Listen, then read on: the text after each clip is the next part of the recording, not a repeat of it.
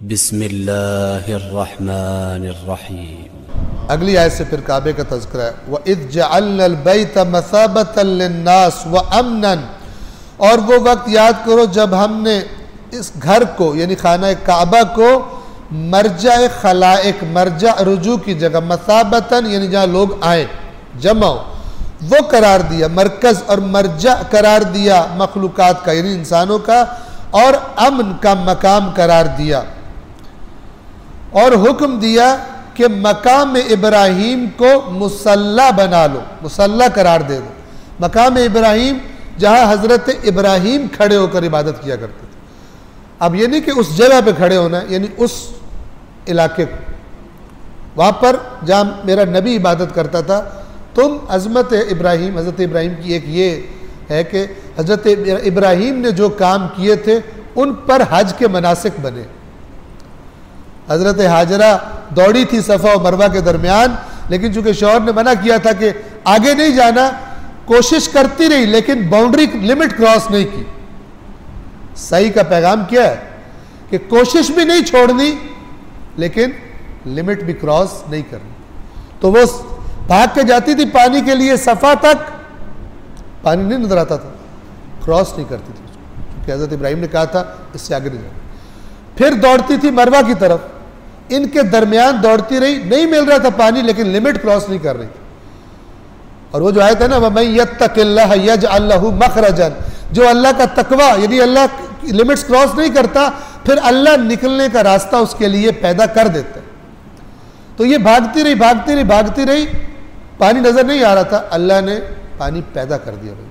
اس بچے نے زمین پر ایڑی رگڑی اور اللہ کے حکم سے ایسا چشمہ جاری ہوا جو آج تک پانی دے رہا ہے، اور ہم اور آپ بڑی برکتوں کے ساتھ اس یعنی نیت سے اس پانی سے استفادہ کرتے ہیں۔ یہ اس آیت کا ایک عملی نمونہ ہے کہ جو نئی لمٹ کراس کرے گا خدا اس کے لیے راستہ پیدا کر دے گا، لیکن ہم ذرا بے صبرے ہوتے ہیں، ہم کہتے ہیں اگر ہمیں نہیں نظر آ رہا تو ہے بھی کوئی نہیں، لہذا حرام پر بعض اوقات انسان اس کا ارتکاب کر لیتا ہے۔ اور ہم نے حکم دیا کہ مقام ابراہیم کو مصلی بناؤ، اور ہم نے ابراہیم اور اسماعیل پر یہ ذمہ داری عائد کر دی، ان کی ڈیوٹی لگا دی ابراہیم و اسماعیل کی علیہم الصلاۃ والسلام کہ تم دونوں میرے گھر کے طواف، اعتکاف اور رکوع سجدے کرنے والوں کے لیے میرے گھر کو صاف کرو، پاک رکھو، طاہرہ، یعنی اللہ کے عبادت گزار آئیں گے ان کے لیے تم نے اس گھر کو آمادہ اور تیار کرنا، پاک و پاکیزہ صاف ستھرا کرنا۔ ان دو نبیوں کی ڈیوٹی لگی۔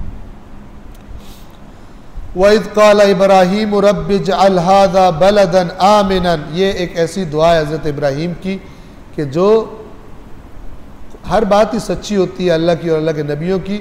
اس آیت پہ آپ غور کیجئے، ابراہیم کی دعا سنیے اور اللہ کا جواب سنیے، اور پھر آج دیکھیے ہو رہا کیا، بالکل ایسا ہی۔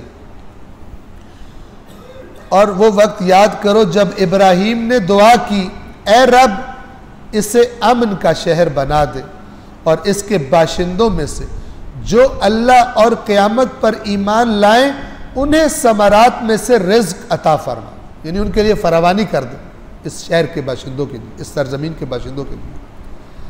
اللہ کی طرف سے جواب کیا آیا کہ دعا قبول ہو گئی ہے لیکن کنڈیشنز کے ساتھ، کچھ کنڈیشنز کے ساتھ، اور وہ کیا ہے؟ سٹارٹ ہی یہاں سے کیا، جس نے کفر کیا یعنی جس نے جو حقیقی مومن نہ ہوا، جس نے خدا کی نافرمانی کی، تو میں کیا کروں گا؟ انہیں بھی کچھ دن دنیا کی لذتیں دوں گا، جو نافرمان ہوئے سرزمین پر ان کو بھی دوں گا، پھر کیا کروں گا؟ پھر انہیں دھکیل دوں گا عذاب جہنم کی طرف، اور وہ بدترین ٹھکانہ، یعنی دنیا میں دوں گا ان کو بھی جو نافرمان ہوں گے اس سرزمین والوں، لیکن جہنم میں بھی پھر دھکے دے کر ڈالوں گا۔ بس اگر دنیا میں اوورال فارمولہ بھی ہے، دنیا میں اگر نعمتیں زیادہ ہیں تو کوئی یہ نہ سمجھے اللہ بہت راضی ہے۔ قرآن پڑھنے والا جانتا ہے کہ اللہ کی رضا کی علامتیں کیا ہوتی ہیں، اور ہو سکتا ہے کسی کے پاس کچھ نہ ہو، مصیبتوں میں گھرا ہو، سب اس کی مخالفت اور دشمنی کر رہے ہو، اور اللہ اس سے راضی ہو۔ ٹھیک ہے. اور وہ کہ جو بھرے پڑے ہر چیز سے, سب ان کے پاس وسائل ہے, مال و دولت ہے, سب ان کے پاس طاقت ہے ظاہری طور پر, اور لوگ سمجھ رہے ہو کہ اللہ ان پہ بڑا راضی ہے اور ان پر خدا کی مثلا لعنت ہو رہی ہے. خدا کے نور سے, قرآن کے معیارات سے جب انسان دیکھتا ہے پھر پتہ چلتا ہے نعمت کس کے پاس ہے. اور ورنہ آپ دیکھیں کربلا میں امام حسین چند افراد کے ساتھ کھڑے ہیں, ادھر ڈھیر لگا ہوا ہے اور سب کو پتہ ہے کہ تھوڑی دیر بعد ان کو شہید کر دیا جائے گا, تو دنیا دار کیا کہے گا؟ بیچارے بیچارے, نہ سمجھ, کوئی تھوڑی بہت لے دے کر لو, جان تو بچ جائے گی کم از کم. ہمارے لیے سب سے امپورٹنٹ جان ہوتی ہے, ارے جان تو بچاؤ, جان ہے تو جہان ہے. بعض اوقات جان دینے سے اللہ جہان دیتا ہے, ٹھیک ہے نا. ہمارا کیا ہے, جان ہے تو جہان ہے. اور اللہ کا کہتا ہے مومن وہ ہے جس نے اپنی جان کا مجھ سے سودا کر لیا, جو کہتا ہے جان تو نے دی تو تو نہیں تھی, لیکن اب اپنی مرضی سے دوبارہ تجھے دے رہا ہوں, دوبارہ تجھے دے رہا ہوں.